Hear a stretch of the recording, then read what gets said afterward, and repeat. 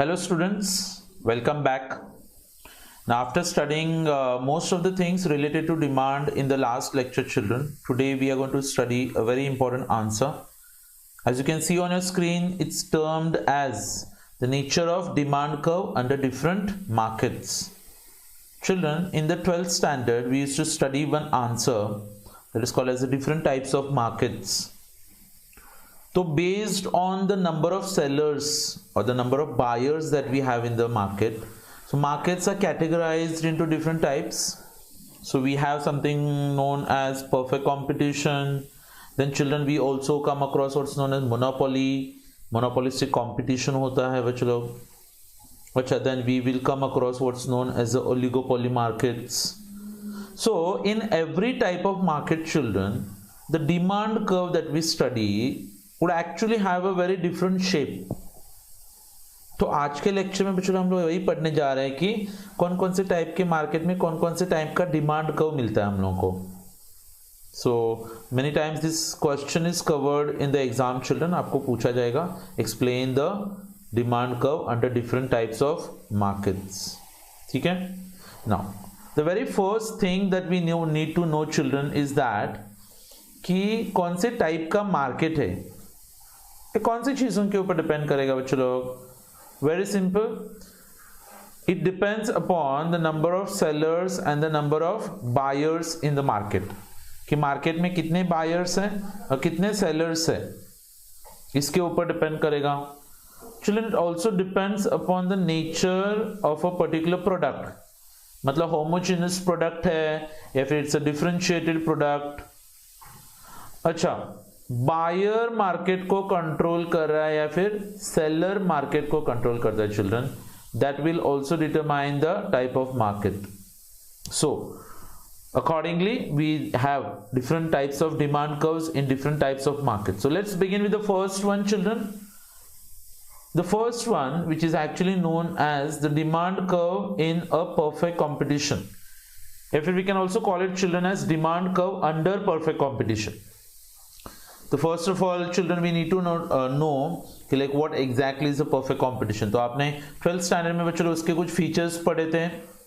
Yes, large number of sellers and large number of buyers. बच्चों जो products बेचे जाते हैं परफेक्ट कंपटीशन में वो कैसे रहेंगे, होमोजेनस या फिर they are also known as identical. So identical products और homogenous products. Then children, large number of buyers and sellers होने की वजह से अकेला सेलर जो होता है ना, अकेला सेलर या फिर सिंगल सेलर या फिर अकेला buyer will not be able to influence the price in the market. चलो मार्केट में इतने सेलर्स होते कि अकेला सेलर कभी नहीं बता पाएगा कि उसका प्राइस क्या होगा, क्योंकि मार्केट डिटरमाइन करता है. मार्केट में इतने बायर्स होते कि वो अपना प्राइस खुद डिसाइड नहीं कर सकता है, मार्केट डिसाइड करेगा सब कुछ. चलो, that is why we all know that the seller is known as a price taker and is not the price maker. So bachalo, who decides the price? Very simple children, the prices are generally determined by demand and supply, and whatever the prices are decided by the market are accepted by the buyers and the sellers. Yes, after talking about all those features children, finally we see what kind of demand curve is seen under perfect competition. So in a perfectly competitive market, as I said, that every seller is a price taker. तो बच्चों लोग जहां पे demand और supply का intersection होता है बच्चों लोग, जहां पे डिमांड और सप्लाई कर्व्स इंटरसेक्ट करते हैं, that will be known as the price. तो how is it exactly determined children? So as you can see here, demand curve आप देख सकते हो. पहले बहुत सारे कर्व्स बता रहा हूं मैं. पहला, एक्स एक्सिस पे as usual children we are showing the quantity demanded, and on the Y axis children क्या देखेंगे हम लोग, प्राइस. अच्छा, तो फर्म का जो डिमांड का होता है बच्चों लोग, it will be just like a horizontal line. तो फर्म का डिमांड का बच्चों लोग जो एक हॉरिजॉन्टल लाइन होगा, P1 से लेकर D तक, ये किसी भी कंपनी का डिमांड का होता है. अच्छा, अगर आप इसको इलास्टिसिटी ऑफ डिमांड के पॉइंट ऑफ व्यू से देखोगे बच्चों लोग, तो it will be known as perfectly elastic demand. क्या बोलते हैं कि डिमांड इज परफेक्टली इलास्टिक। तो बच्चों लोग जो प्राइस है ना यहाँ पे, just observe this price children, O से लेकर P1 का जो प्राइस है उतने प्राइस पे वो कितना भी इनफाइनाइट क्वांटिटी सेल कर सकता है ना बच्चों लोग, and that is why it is called as perfectly elastic demand curve. मतलब the demand for the product would be infinite children.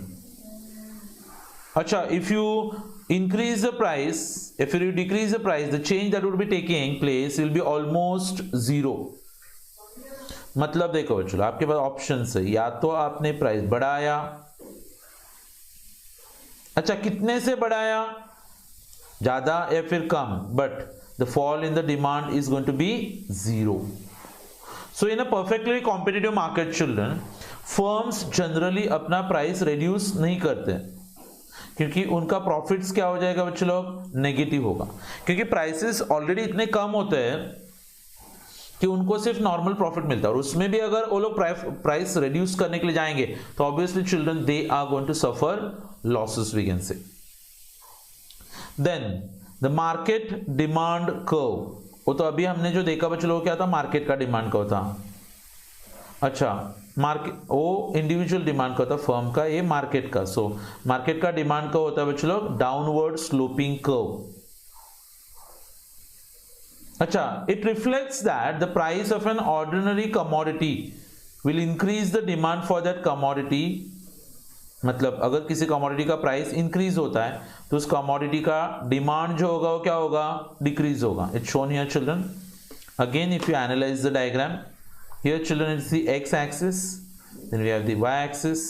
x axis पे क्या बता रहे हैं हम लोग, क्वांटिटी, y axis पे क्या बताने वाले हैं, प्राइस। अच्छा, and the demand curve will be children sloping downwards in this particular manner from left to right। Why does it slope downward children? Because when the price is more, quantity demanded will be less। हाँ, but if the price is lower, then quantity demanded will automatically increase। quantity demanded automatically क्या होगा, increase होगा, and that's the reason children why the demand curve slopes downwards। So in a perfectly competitive market children, price is determined by the intersection between market का demand and market का supply। क्योंकि आप सबको पता है कि अकेला जो फर्म होता है बच्चों लोग, मार्केट है, हजारों सेलर्स है, उसमें आप एक कंपनी चला रहे हो, तो आप सब प्रोडक्ट्स का प्राइस खुद तय तो नहीं कर सकते हो, मार्केट का प्राइस क्या है वो भी तो देखना पड़ेगा। मतलब indirectly the market supply and the market demand will determine what is going to be the price of that particular commodity. और अकेले जो बिजनेसमैन होते हैं ना बच्चों लोग, individual firms, they are called as a price takers. अच्छा, individual firms will be forced to charge the equilibrium price that the market has decided. मतलब मार्केट ने जो प्राइस डिसाइड किया है वही प्राइस इंडिविजुअल फर्म्स को फिक्स करना पड़ेगा, और उसी प्राइस पे इंडिविजुअल बायर्स को भी अपना प्रोडक्ट खरीदना पड़ता है। तो प्राइस फिक्स कैसे होता है आप यहाँ पे देख सकते हो चिल्ड्रन। ये है आपका एक्स एक्सिस, ये है आपका वाई एक्सिस। एक्स एक्सिस पे हमने O Q that is quantity and O P that is the price of the commodity. फिर हमने क्या किया बच्चों लोग, एक डाउनवर्ड स्लोपिंग डिमांड कर्व तैयार किया इसे, फिर एक अपवर्ड स्लोपिंग सप्लाई कर्व तैयार किया।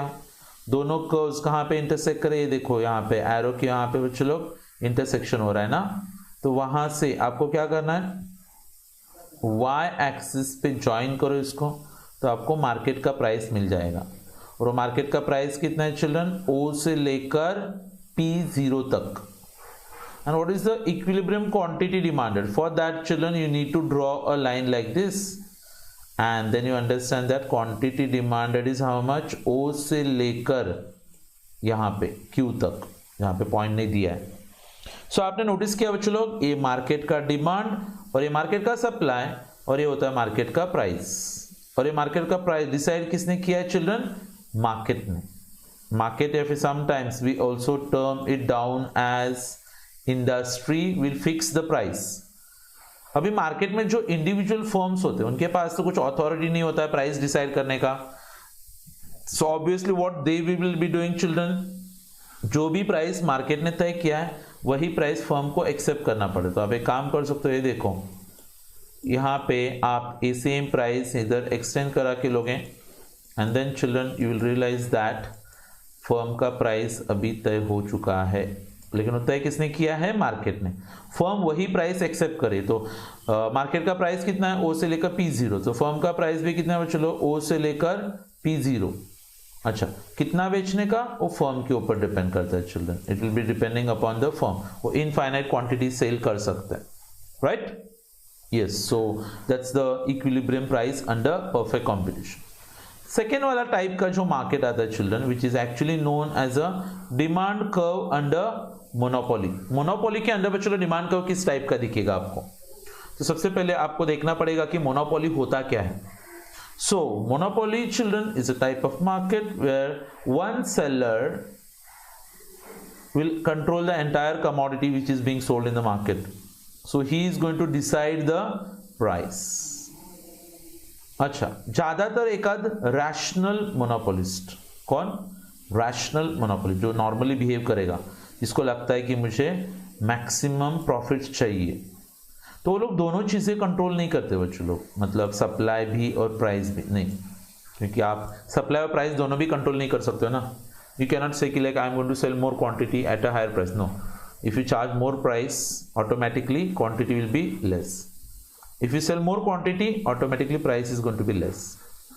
मतलब जनरली कोई भी मोनोपोलिस्ट क्या करता है बच्चों लोग, या तो सप्लाई या फिर प्राइस, इन दोनों में से कोई एक वो फिक्स करेगा और बाकी का किसके भरोसे छोड़ देने का बच्चों लोग? मार्केट के भरोसे छोड़ना है आपको। अच्छा, मोनोपोली के केस में बच्चों लोग एक फर्म जो होता है ना, one firm that constitutes the entire industry, मतलब फर्म वही और इंडस्ट्री भी वही होता है। मतलब क्या हो गया बच्चों लोग कि मार्केट में जितना का जितना एंटायर डिमांड होता है ना बच्चों लोग, वो एक ही मोनोपोलिस्ट के पास जाके खत्म होगा, और इसकी वजह से मोनोपोलिस्ट का डिमांड का जो होता है बच्चों लोग, it is going to slope downwards. ठीक है, as shown below. So same children again, OQ, OP. OQ is what children? Quantity, and OP is nothing but the price. And then we have got a downward sloping demand curve. So why is it sloping downwards? Very simple children, क्योंकि हमने already देखा है। मैं आपको एक shortcut बताता हूँ। जहां कहां पे भी कोई भी सेलर बच्चों लोग प्राइस टेकर होता है, उसका डिमांड कर्व हमेशा हॉरिजॉन्टल आएगा।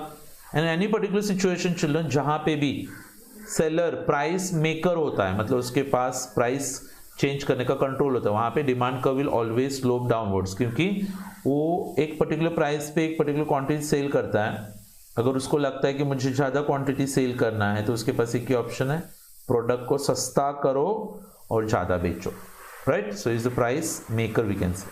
सो if the monopolist wants to increase the sales, he has to lower the sale. बढ़ाने का तो चलो सस्ता करके सेल बढ़ाया जाता है, क्योंकि आपको भी पता है कि अगर उसने किसी प्रोडक्ट का प्राइस रेज किया, if he raises the price of the product, what will happen? He will have to sacrifice some of his sales, उसको अपने सेल्स को सैक्रिफाइस करना पड़ता है। तो चलो दो टाइप के मार्केट्स का डिमांड कर्व देख लिया हम लोगों ने। Now will just move towards children the next type of market and the next type of demand curve. What is it? So चलो demand curve under monopolistic competition. क्या है? Demand curve under monopolistic competition. चलो monopolistic competition के under में आपको कौन से type का डिमांड दिखाई देगा? तो पहले first of all obviously children we have to understand what exactly is monopolistic competition. Monopolistic competition में चलो एक ऐसा सिचुएशन होता है जहां पे बहुत सारे सेलर्स रहेंगे, लेकिन वो होमोजेनस प्रोडक्ट नहीं बेचते बच्चों, they will be selling differentiated products. एक ही टाइप का प्रोडक्ट अलग अलग दिखा के बेचा जाता है। नए फर्म्स मार्केट में एंट्री कर सकते हैं, it's not so difficult we can say. अच्छा, अभी डिमांड कर्व कौन से टाइप का आता है? तो डाउनवर्ड स्लोपिंग डिमांड कर्व आएगा। व्हाई? क्योंकि हर एक का प्रोडक्ट बच्चों दूसरे के प्रोडक्ट से डिफरेंशिएट किया हुआ है, तो ऑब्वियसली वो लोग अपना प्राइस थोड़ा सा खुद ही तय कर सकते हैं, मतलब इनडायरेक्टली उनके पास मार्केट का पावर रहता है।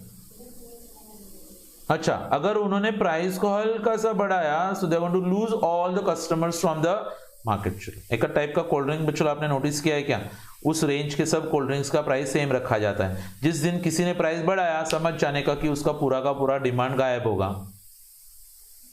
मतलब the demand curve is going to be more elastic. मतलब क्या हो गया बच्चों लोग यहाँ पे कि देखो एक सिचुएशन समझना, the demand curve for a firm will be more elastic या फिर flatter if the monopolist, because under monopolistic competition the products of different firms are very close substitutes, एक दूसरे के क्लोज सब्सटीट्यूट्स होते हैं बच्चों लोग। मैं आपको बताता हूँ बच्चों लोग, ध्यान से देखना। मोनोपोली में दो टाइप का डिमांड कर्व फेस कर सकते हैं हम लोग। कितने टाइप्स का? दो टाइप्स का। अगर मोनोपोली होगा ना बच्चों लोग, मोनोपोली, तो डिमांड कर्व है ना ऐसे स्टीप आता है। स्टीप क्यों स्टीप आता है? क्योंकि प्रोडक्ट्स बच्चों लोग होमोजेनस होते हैं, वहां पे सब्सटीट्यूट अवेलेबल नहीं है। अगर आपने एक आध प्रोडक्ट पहले सस्ता था, इतना बिकता था, आपने महंगा किया बच्चों लोग, तो भी उसका डिमांड कुछ ज्यादा कम नहीं होने वाला है। रीजन बताओ? क्योंकि there is no option available children, he is called as a monopolist. But when it comes to monopolistic competition, now we know that कि प्रोडक्ट्स बच्चों लोग एक दूसरे के क्लोज सब्सटीट्यूट्स होते हैं। कोल्ड ड्रिंक्स का मार्केट देख लो बच्चों लोग, यहाँ पे क्या होगा, क्योंकि तुम्हारे प्रोडक्ट के बहुत सारे सब्सटीट्यूट्स मार्केट में ऑलरेडी अवेलेबल है, और ऐसे सिचुएशन में अगर तुम प्राइस कम या फिर ज्यादा करने के लिए गए तो तुम्हारे प्रोडक्ट का डिमांड बच्चों लोग बहुत ज्यादा चेंज होगा। ये देखो, ये तुम्हारा ओरिजिनल प्राइस है और ये तुम्हारा ओरिजिनल डिमांड है, ऐसे एज्यूम करना। अगर आप प्राइस हल्का सा बढ़ाओगे ना बच्चों लोग, तो आप देख सकते हो कि आपका डिमांड बहुत ज्यादा कम हो गया। इसको इलास्टिक बोलते हो बच्चों लोग। और आपने प्राइस को हल्का सा कम किया तो आपका बच्चों लोग डिमांड बहुत ज्यादा बढ़ता भी है। इसको बोलते हैं परफेक्टली इलास्टिक। ये ऐसे क्यों होता है? क्योंकि ऑप्शंस है ना बच्चों लोग, कोक है, पेप्सी है, दोनों भी अगर 15 रुपए में 200 ml मिल रहा है बच्चों लोग, और एक जन बोलते हैं कि 20 रुपए, तो आपको पता है वो क्यों खरीदोगे आप? क्योंकि एक दूसरे के सब्सटीट्यूट्स हैं, दोनों भी 15 में मिलते हैं। फिर बाद में कोक ने आके बोला कि हम लोग 10 में देंगे, फिर सब लोग कोक ही खरीदेंगे, मतलब उसका डिमांड बहुत ज्यादा बढ़ता है। So you need to understand. आज यहाँ पे एक बात आप समझ लो चलो, जब भी आप मोनोपोलिस्ट का डिमांड को बनाओगे तो आप उसको ऐसा स्ट्रेट लाइन बनाने का थोड़ा, और जब आप मोनोपोलिस्टिक कंपटीशन का डिमांड को बनाओगे तो you will make it a bit flatter. इसको बोलते हैं relatively inelastic demand curve, and children this is known as relatively elastic demand curve. Okay, yes, so that's the next type of market that we have. And children, finally we come across the next type of market, that is the demand curve under oligopoly. Now children, first of all we need to understand what's oligopoly market. एक ऐसा market बच्चों जहां पे few sellers दिखेंगे आपको, standardised products बेचते बच्चों लोग, या फिर कभी कभी उसको डिफरेंशिएट भी किया जाता है। नए फर्म्स के लिए बच्चों लोग फ्री में एंट्री मिलेगा, लेकिन डिफिकल्ट होता है थोड़ा सा एंट्री करना, क्योंकि वो टेक्नोलॉजी आपके पास होना चाहिए, उतना फाइनेंस अवेलेबल होना चाहिए। अच्छा, कभी कभी क्या होता है बच्चों लोग, क्योंकि फर्म्स का नंबर छोटा होता है, तो many times many firms they come together to form something what is known as a cartel. Cartel मतलब बच्चों लोग एक ग्रुप बनाया जाता है सेम फर्म्स का, ताकि कंपटीशन खत्म हो जाए। ओके, सो कार्टेल्स फॉर्म करके बच्चों लोग increase the price and profits. जैसे हमने सुना हुआ है बच्चों लोग, ओपेक करके कार्टेल होता है ना, Organization of Petroleum Exporting Countries. तो 12 या फिर 13 देश आते हैं बच्चों लोग जो ऑयल प्रोड्यूस करते हैं। पहले कंपटीशन होता था, अभी साथ में आ गए, कार्टेल बनाया, तो कंटिन्यूसली प्राइस बढ़ा के वो लोग अपने प्रॉफिट्स बढ़ाते जाते हैं। अच्छा, क्योंकि बच्चों लोग ओलिगोपोली मार्केट में there are only a few firms, मतलब क्या होता है, दे आर नॉट फ्री और independent to take their own decision. मतलब कितना आउटपुट प्रोड्यूस करना है, कितना प्राइस चार्ज करना है बच्चों लोग, ये एक दूसरे को देख के किया जाता है। मतलब देयर डिसीजंस आर इंटरडिपेंडेंट, एक दूसरे के ऊपर डिपेंड करेंगे बच्चों लोग उनके डिसीजन। जैसे एक ने प्राइस चेंज किया, दूसरा फटाक से चेंज करेगा, एक ने बढ़ाया दूसरा बढ़ाता है, एक ने कम किया दूसरा कम करता है। सो different reasons or different reactions coming from different firms we can say children. Then interdependence की वजह से बच्चों लोग मार्केट में बहुत ज्यादा अनसर्टेनिटी होगा। अगर एक एयरलाइंस अपना प्राइस कम करता है तो दूसरा एयरलाइंस भी कम करेगा। अभी कम करेगा क्या नहीं करेगा, कितने से कम करेगा, वो तो हम लोग बता नहीं सकते हैं। whether it's the output or the price children। तो गारंटी नहीं दे सकते हम लोग कि अगर मैंने प्राइस कम किया तो मेरा कॉम्पिटिटर एग्जैक्टली क्या करेगा। तो indeterminate demand curve children, they are not able to determine कि कौन से टाइप का डिमांड कर्व आता है यहाँ पे। सो एक काम करते हैं हम लोग, यहाँ पे डिमांड कर्व जो होता है बच्चों लोग वो किंक होता है, kink. What is a kink demand curve? आप यहाँ पे पहले डेरिवेशन देखो कि डिमांड कर्व तैयार कैसे होता है। चिल्ड्रन, एक टाइप का फर्म आता है, उसका डिमांड कर्व जो है वो फ्लैट है ऐसा, ओके। अच्छा, और एक दूसरे टाइप का डिमांड कर्व है चिल्ड्रन जो स्टीप है। तो आपको क्या करना है, यहाँ पे ये वाले डिमांड कर्व का आधा हिस्सा लेना है और ये वाले डिमांड कर्व का आधा हिस्सा लेना है। ये बच्चों जो ऊपर का हिस्सा है उसको आप हटा दो, इसको भी बच्चों ये भी जो डिमांड कर्व है उसको भी हम लोग हटा रहे हैं। तो जो बचता है ना, ये देखो बच्चों ऑब्जर्व करना जरा, ये यहां से लेकर बच्चों यस, ये जो मैं आपको डॉटेड दिखा रहा हूं children, that demand curve we will be drawing again here. हम लोग वापिस से ड्रॉ करें तो ये देखो D से लेकर K तक डिमांड कर्व कैसे है, रिलेटिवली इलास्टिक। और बच्चों K से लेकर D1 तक वो डिमांड कर्व क्या हो गया, रिलेटिवली इनइलास्टिक। तो दो अलग अलग फर्म्स का डिमांड कर्व मिला के हम लोग एक सिंगल डिमांड कर्व तैयार करते हैं बच्चों लोग यहाँ पे। और क्योंकि यहाँ पे इस डिमांड कर्व में आप देखते हो कि एक बेंड आ गया है, that is why children it will be known as a kinked demand curve. क्या बोलना है इसको, किंग डिमांड कर्व। तो मार्केट में चलो प्राइस कितना रहेगा, O से लेकर P0, और क्वांटिटी डिमांडेड कितना होता है यहाँ पे, O से लेकर सपोज Q तक जाएगा। अगर आपने थोड़ा सा भी प्राइस बढ़ाया तो सामने वाले लोग भी प्राइस क्या करेंगे, नहीं बढ़ाएंगे, तो आपका पोपट होगा मतलब यस। और आपका डिमांड तो चलो ऑलमोस्ट टोटली गायब होने वाला है। ये देखा आपने डिमांड कितना कम होगा। और रीजन भी वही है बच्चों, क्योंकि जब आप प्राइस बढ़ाते हो तो आप कौन से डिमांड कर्व को फेस करोगे, इलास्टिक, मतलब बहुत ज्यादा कम। अगर आपने प्राइस कम किया तो प्राइस ज्यादा कम करने के बाद भी आपका डिमांड उतना नहीं बढ़ेगा बच्चों लोग। ये देखो हल्का सा बढ़ गया, क्यों, क्योंकि जब आप प्राइस कम करोगे सामने वाले लोग भी अपने अपने प्राइसेस कम कर दे बच्चों। जैसे एक एयरलाइंस ने बोला पहले मुंबई से गोवा जाने के लिए 2500 रुपये लगते थे, अभी हम लोग 1500 रुपये में लेके जाएंगे। तो उनका डिमांड बढ़ने वाला था, तब तक बाकी के एयरलाइंस बोलते कि हम लोग भी 1500 में लेके जाएंगे। तो आपके पास एक्स्ट्रा कस्टमर्स कहाँ से, गलती से मार्केट में से अगर कोई एक कस्टमर जिसको लगता है कि चलो मैं पहली बार ट्रैवल करूंगा, सस्ता हो गया है, तो उतने ही कस्टमर्स आपको मिलते हैं। सो बच्चों लोग ये जो बैंड वाला डिमांड कर्व आता है इसको हम लोग किंक्ड डिमांड कर्व करके बोलते हैं, राइट। और एक किंक्ड मतलब एक डिमांड कर्व के अंदर बच्चों लोग एक किंक डेवलप होता क्यों है, व्हाई डज इट अराइज? तो I told you children because there is lot of uncertainty in the market की राइवल यानी मेरा कॉम्पिटिटर क्या करेगा। मतलब क्या कि अगर मैंने प्राइस बढ़ाया, if I raise the price, मेरा कॉम्पिटिटर बच्चों लोग प्राइस बढ़ाएगा कि नहीं बढ़ाएगा उसका कुछ गारंटी नहीं, so it's unlikely that he might raise the price. अच्छा, कभी कभी मेरा कॉम्पिटिटर बच्चों लोग प्राइस नहीं बढ़ाएगा, व्हाई? क्योंकि प्राइस को कम करके वो ज्यादा बेचना चाहता है। On the other hand when an oligopolist reduces the price, others will also reduce the price। मतलब अगर मैं बढ़ाता हूं तो सामने वाला बढ़ाता नहीं, और अगर मैंने प्राइस कम किया तो सामने वाला फटाक से कम कर देता है। इसको बच्चों हम लोग अनसर्टेनिटी करके बोलते हैं, ठीक है। तो डिमांड का होगा दो पार्ट्स है बच्चों, डी से लेकर के और D1 से लेकर के।